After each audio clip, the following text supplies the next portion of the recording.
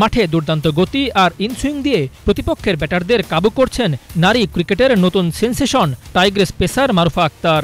বিশ্বকাপের ময়দানে দলের প্রাণভোমরা এই তারকার জন্য দুঃসংবাদ এসেছে আজ। সদ্য ঘোষিত এইচএসসি ও সমমান পরীক্ষায় উত্তীর্ণ হতে পারেননি তিনি, তবে একঝাঁক ক্রীড়াবিদ ভালো ফলাফল করেছেন।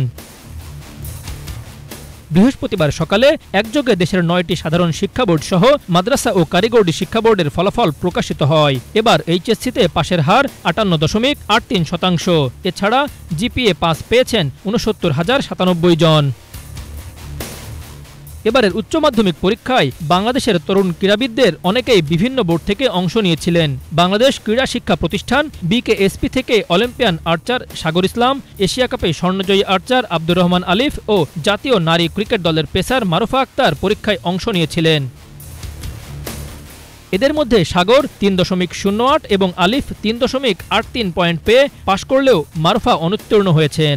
বিকেএসপির ভাইস প্রিন্সিপাল শামীম জানিয়েছেন, ভূগোল বিষয়ে মারুফাকে অনুত্তীর্ণ প্রদর্শন করছে কলেজের পক্ষ থেকে বোর্ডে মারুফার জন্য পুনরায় নিরীক্ষার আবেদন করা হবে।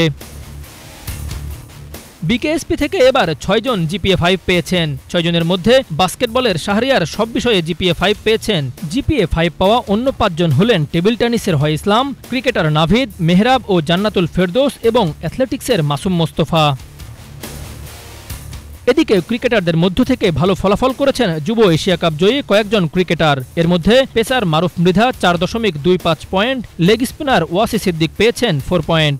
আর এক প্রতিভাবান পেসার রহানুদ্দৌলা বর্ষণও ভালো ফলাফল নিয়ে উত্তীর্ণ হয়েছেন বলে জানা গেছে। জাতীয় পর্যায়ে অংশ নেওয়া অনেক ক্রীড়াবিদই এবার এইচএসসি পরীক্ষায় অংশ নিয়েছিলেন। সংশ্লিষ্ট ফেডারেশনগুলো তাদের ফলাফল এখনও জানায়নি। আক্তারুজ্জামান, বাংলা ভিশন, ঢাকা।